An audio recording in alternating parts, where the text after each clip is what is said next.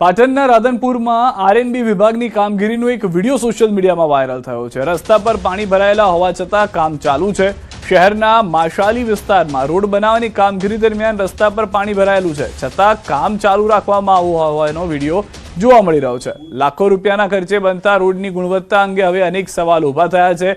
Viral વિડીયોએ સરકારી કામકાજ અને દેખરેખની પોલ ખોલી હોવાનું સ્થાનિકોમાં ચર્ચાઈ રહ્યું છે। જોકે નગરપાલિકા પ્રમુખ ભાવનાબેન જોશીએ સ્પષ્ટ કર્યું છે કે આ રોડનું કામ આરએનબી વિભાગ દ્વારા થઈ રહ્યું છે।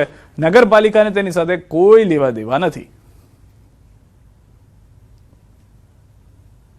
એ મસાલી રોડે જે રોડ થાય છે એ આરએમબીનો રોડ છે, એ અમારો રોડ જ નહીં, નગરપાલિકાને કોઈ લેવા દેવા નથી।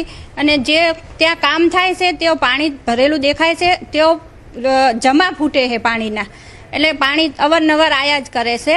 અમે નગરપાલિકાએ ગટર સાફ કેટલી વખત કરાવી, કારણ કે અમારામાં આવતી નહીં, છતાં પણ લોકોના હિત માટે અમે ગટર સફાઈ કરાવીએ છીએ। તો આ તરફ આરએનબી વિભાગના ઇન્ચાર્જ અધિકારી એમ.આઈ. સૈયદે જણાવ્યું કે જૂની સ્ટ્રોમ વોટર લાઇનમાં લીકેજ થતા પાણી રસ્તા પર આવ્યું હતું અને ત્યારબાદ કામ તાત્કાલિક બંધ કરાયું હતું।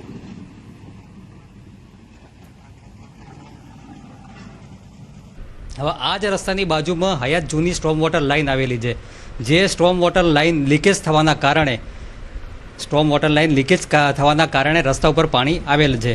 અને આ જે જ્યારે પાણી આવ્યું ત્યારે અમારી રસ્તાની કામગીરી પ્રગતિની અંદર હતી, બરાબર। હવે આ જે કામગીરી ચાલુ હતી એટલે અમે એ જ કામગીરી ઓન ધ સ્પોટ એ જગ્યાએ અમે કામગીરી અમારી બંધ કરી નાખી।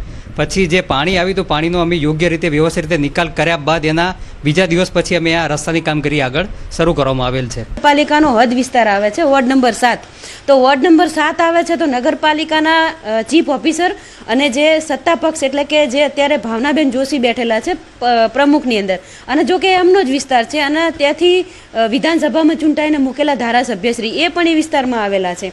તો આ લોકોએ ત્યાં બિલકુલ ધ્યાન રાખ્યું છે કે એમની મીઠી નજર હેઠળ બની રહ્યો છે, એ પણ વિચારવા જેવું છે, કારણ કે એમની હદમાં આવે છે તો એમને ચોક્કસપણે ત્યાં જવું જોઈએ। બહુ મોટા પાયે એમને ભ્રષ્ટાચાર આચરવામાં આવી રહ્યો છે અને તમામની મિલીભગત અંદર છે, એમાં નગરપાલિકા પણ આવી ગયું। નર્મદામાં રોડ પર દૂધ મળવા મુદ્દે તપાસ, દૂધ સંજીવનીને લઈને તંત્ર એક્શનમાં। નર્મદા જિલ્લા પ્રોગ્રામ ઓફિસરે આપ્યા છે તપાસના આદેશ। 1 જૂનના રોજ આવી ઘટના બની હતી। બાળકો દૂધ વિહીન રહ્યા હતા। દૂધધારા ડેરી ભરૂચથી દૂધ પહોંચાડે છે, એજન્સી દ્વારા આંગણવાડી સુધી દૂધ પહોંચે છે।